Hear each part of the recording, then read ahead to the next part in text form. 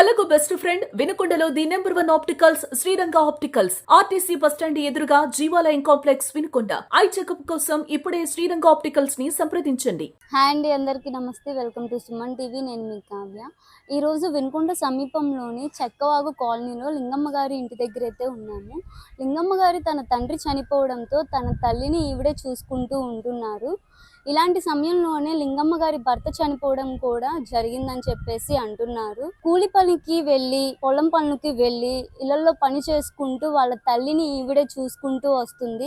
ఇలాంటి సమయంలో గత ఏడాది నుండి లింగమ్మ గారి తల్లికి అనేది పింఛన్ రావడం లేదని చెప్పేసి అంటున్నారు.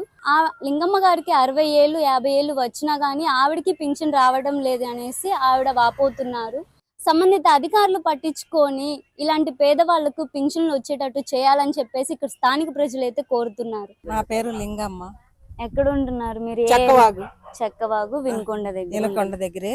ఏంటమ్మా చెప్పండి, మీ సమస్య ఏంటి? ఏంటంటే మా అమ్మకి పింఛన్ రావట్లేదమ్మా. సంవత్సరం అయింది. సంవత్సరం వెళ్ళిపోయినా గానీ సచివాలయం చుట్టూ తిరిగినా కళ్ళు లేవు కాళ్ళు లేవు మేము అన్నారు. అంటే వేరే వాళ్ళు కూడా ఇయ్యాల్సిందే చచ్చిపోయిన దాకా అని పెద్దలు కూడా మాట్లాడారు. మాట్లాడితే నాకు భర్త లేడు సాగటానికి, అందుకని పొలం పని పోయి చాకిరి చేసి ఆమెను బతికిస్తున్నా. సంవత్సరం నుంచి నేనే సాగుతున్నా. పింఛన్ అన్న మాట రాలేదమ్మా. 70 రూపాయల కాడి నుంచి ఇచ్చారు ఆమెకి. రాజీవి రజక్ కాలనీ సచివాలయానికి కూడా పోతే వాళ్ళు అన్నారు ఆ చెయ్యి రావట్లేదు కళ్ళు రావట్లేదు, 2 ఆపరేషన్లు జరిగినాయి, మేము ఇయ్యము అని అన్నారు. ఏం రావట్లేదు? చెయ్యి ఫింగర్ పట్టలేదంట, వేలు ముద్రలు అనేవి రావట్లేదు. కళ్ళేమో ఫోటో తీస్తే కళ్ళు రావట్లేదు అంటే మనిషిని ఫోటో తీసి ఏమన్నా గాని మాకు తెలీదు అని అన్నారు.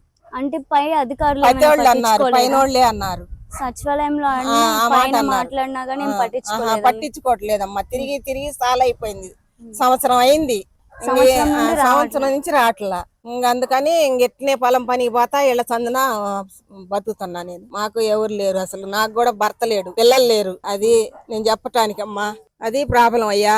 ఎన్నిసార్లు అడిగాను, ఎన్నిసార్లు తిరిగాను, వాళ్ళ చుట్టూ తిరిగి తిరిగి సరిపోయింది. నాకు ఆటోలకే అయినాయి డబ్బులన్నీ. మీకు ఎంతండి వయసు? 60 వచ్చినాయి నాకు. మీకు పింఛన్ ఏం రావట్లేదు? అసలు ఎందుకు రావట్లేదు? మీరు గురించి మరి అడగలేదు? అడిగితే ఒక ఇంట్లో ఆమెకి ఇస్తున్నాం కదా మీ అమ్మకి ఆయన అన్నారు సార్. అంటే ఆవిడకి ఇస్తున్నారు అని అంటున్నారు కదా, కాకపోతే ఆవిడకి ఇప్పుడు రావట్లేదు కదా, వేలు ముద్దులు అలా ఏం పడట్లేదు అంటున్నారు కదా. మరి మీకేనా? మళ్ళీ నేను అడిగినాక అన్నారు సరే ఈసారి ఏదన్నా అవకాశం ఉంటే నీకు పెడతాంలే అని అన్నారు. రేషన్ కార్డులో ఇద్దరం ఒకటే ఉంది సార్. మరి ఆధార్ కార్డు మటుకు ఎవరి వాళ్ళకే ఉన్నాయి. అమ్మ నా కాడే ఉంటుంది. మా అమ్మ.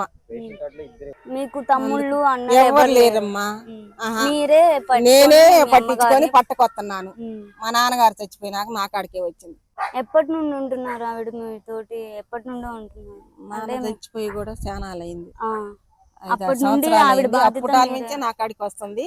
అప్పుడు తిరుగుతా చేస్తా బాగానే ఉంది. ఆడుండగానే కాలేజీలో 70 రూపాయలు దాకా ఇచ్చారు.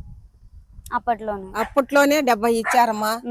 అప్పటి నుండే పెన్షన్ అనేది వస్తానే ఉంది. అర్ధాంతరంగా ఆపేశారు.